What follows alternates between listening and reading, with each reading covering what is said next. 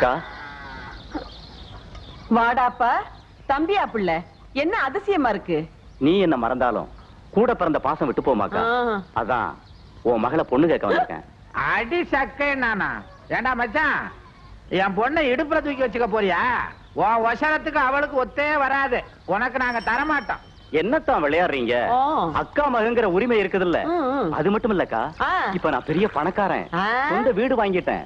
ஐயோ, நீ ஒரு வீடா வச்சிருக்க, 7-8 சின்ன வீடு வச்சிருக்கேன்னு தெரியும்டா தம்பி. அதெல்லாம் நான் இப்ப விட்டுட்டேன்க்கா. நீ விட்டுருவ, அவளுக்கு விடணுமே.